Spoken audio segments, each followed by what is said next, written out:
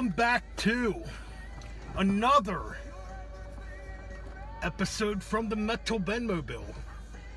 Actually, this is basically a little, box set update. I got another box set in the mail.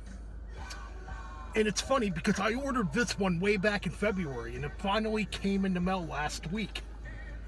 Yes, shipped from the UK. I ordered it off eBay before all this crazy COVID-19 crap started. Yeah.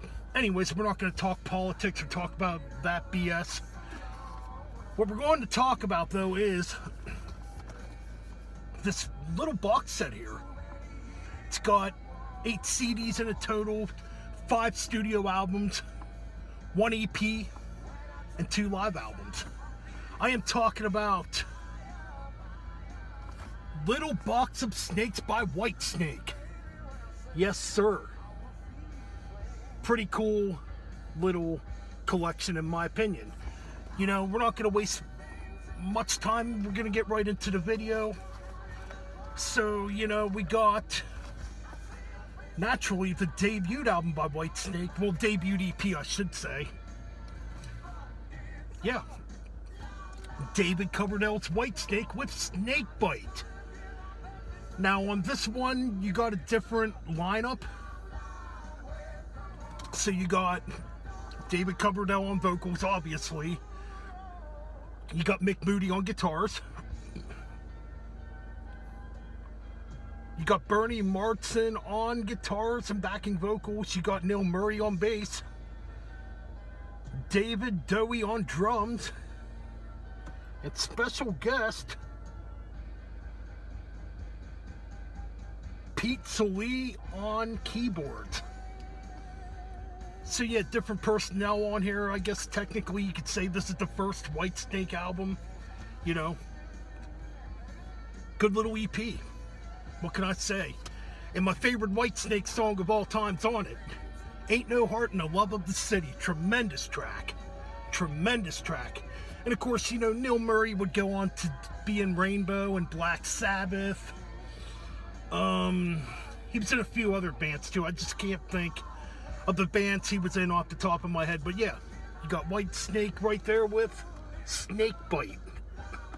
And yes, that's the original album cover. They would re-release this, with 4 songs off of David Coverdale's solo album, Northwind, which I believe also came out the same year in 1978. So up next, we actually have the full-length debut album by Whitesnake. Yes, the 1978 album. I'm talking about Trouble. Really good album. Now, notably, what's different about this is we get a different keyboard player. In comes, from Deep Purple, John Lord on keyboards. Hammond organ, whatever, Yeah, John Lord now is in the lineup of Whitesnake, I think that's pretty interesting. You still have Dave Dowie on drums, and this would be his last album. But this is a tremendous album, in my opinion. Now, notably, too, sound-wise, what's different is Whitesnake sounded way different on their first 5 albums. They had more of a Deep Purple type of vibe going on. Mixed with a little bit of Southern rock, if you want to say Molly Hatchet.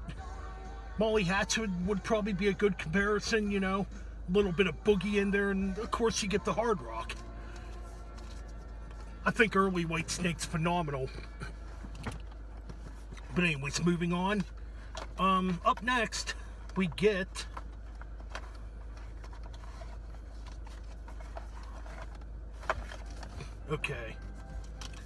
Live at the Hammersmith. Another really good early live album by Whitesnake. It's only got a couple tracks on it. It's got like 6 tracks on here. I'm telling you, man, the live version of Mistreated on here, which is originally a Deep Purple track, it's phenomenal on here. I'm telling you. Great guitar playing. So anyways, up next, this would be the first album featuring Ann Pace on drums. So now you got a third of Deep Purple in Whitesnake, according to David Coverdale, because David Coverdale did come from Deep Purple. You know, David Coverdale replaced Ann Gillan on vocals. You know, so he was a part of Mach 3 and Mach 4, those two lineups of Deep Purple. So now you got John Lord and Ann Pace in the lineup now. How about that? So up next, I guess I better cover my finger over this because YouTube might shut my channel down if I show this, because it does show a naked woman's ass on the album cover. Of course, I'm talking about the famous album cover, Love Hunter. Honestly, I think this is my favorite Whitesnake album. It's a phenomenal album, man. Really, really good stuff. This one really has that strong Deep Purple sound to it, man. You can definitely tell. In fact, there's a track on here that reminds me of a Deep Purple track. Look here. Walking in the Shadow of the Blues.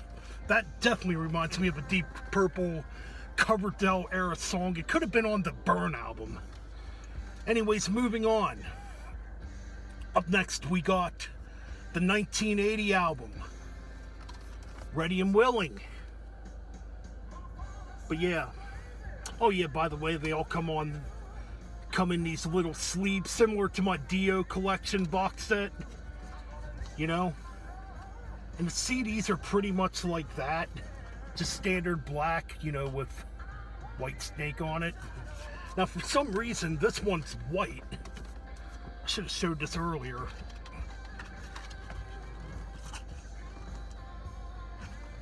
For Snakebite. But yes, Ready and Willing, a great album. Okay, up next, arguably one of my favorite live albums. I actually have 2 copies of this. This one actually has a couple extra tracks on it. I'm talking about Live in the Heart of the City, also from 1980. Notably, too, I should have mentioned this. See, the little things you forget. The original version of Fool for Your Lovin' is on here. As you know, Fool for Your Lovin' would be on Slip of the Tongue, re-recorded. And commercially became quite successful for them at the time. But to me, the 1980 version of Fool for Your Lovin' is way better.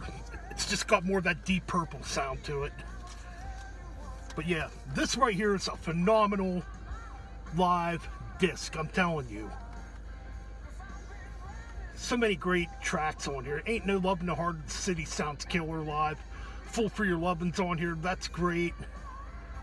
Walking in the Shadow of the Blues. Yeah, so it's got my favorites on here. And up next we got their 1981 album, Come and Get It. Again, another stellar album.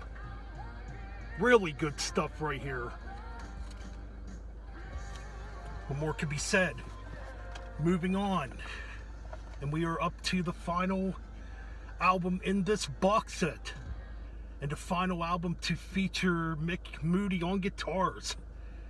And basically, well, no, I think they stuck around for Slide It In, but their guitar parts were re-recorded.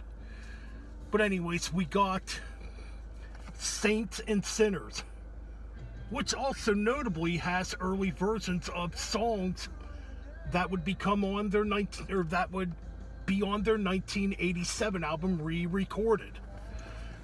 Those songs I'm talking about are Crying in the Rain, which I definitely prefer the 87 version over this version. I gotta be honest, the 87 version's just much heavier and much more shreddy, and I like it better.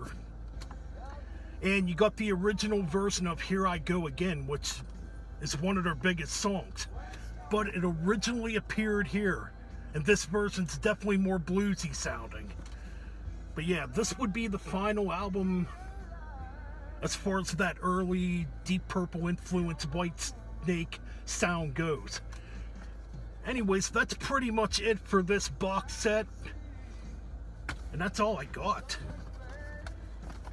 Well, I guess before I leave, I could show this, huh?